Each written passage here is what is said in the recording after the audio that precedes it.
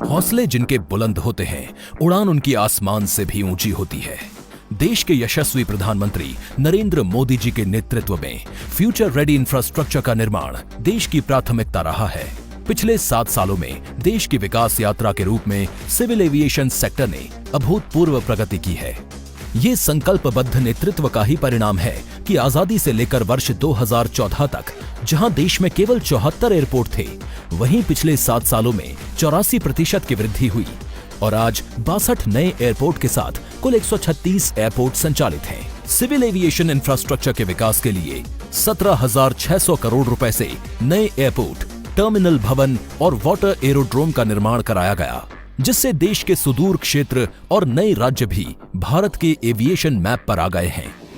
नए अंतर्राष्ट्रीय हवाई अड्डों का निर्माण होने से भारत विदेशी निवेशकों के लिए पसंदीदा देश बन गया। आवागमन सुगम होने से पर्यटन को बढ़ावा मिल रहा है। उड़ान योजना के अंतर्गत आज देश के टियर 3 शहरों में रहने वाले सामान्य जन भी हवाई यात्रा द्वारा देश विदेश से जुड़ गए हैं। यहाँ उत्तर प्रदेश में भी कनेक्टिविटी लगातार बढ़ रही है।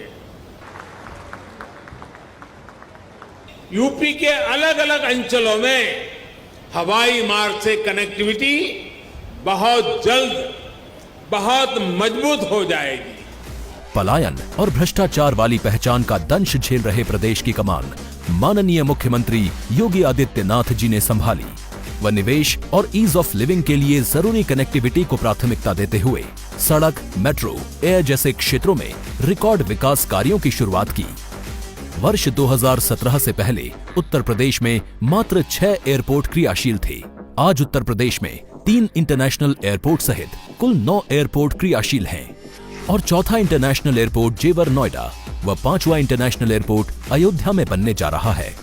इसके अलावा 10 एयरपोर्ट का निर्माण मिशन मोड में चल रहा है, जिनमें से 5 एयरपोर्ट मार्च 2022 तक तैयार हो जाएंगे।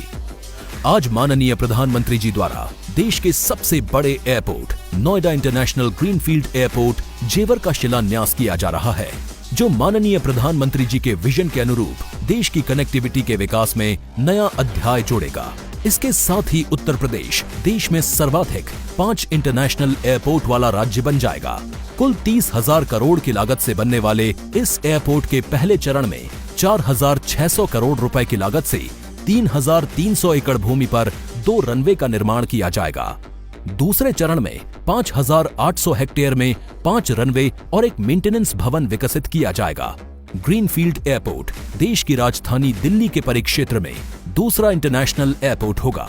उत्तर प्रदेश और देश की प्रगति को नई गति देने वाले नोएडा इंटरनेशनल एयरपोर्ट का निर्माण मात्र 34 माह में पूरा करने का लक्ष्य तय किया गया है।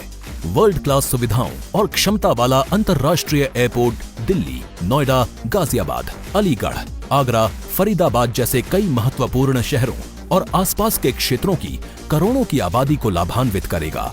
नोएडा एयरपोर्ट बनने से हर साल 1.25 करोड़ से अधिक यात्रियों का आवागमन होगा। भारत में पहली बार integrated multi modal cargo hub की अवधारणा के साथ एयरपोर्ट का निर्माण किया जा रहा है, जिससे लॉजिस्टिक लागत में कमी और समय की बचत होगी और लोकल उत्पाद व फसलों की पहुंच अंतर्राष्ट्रीय बाजारों में बढ़ेगी। अब न सिर्फ उत्तर प्रदेश और देश को दुनिया के साथ एक नई कनेक्टिविटी मिलेगी, बल्कि उत्तर प्रदेश के साथ पूरा उत्तर भारत ग्लोबल लॉजिस्टिक मैप पर उभरेगा।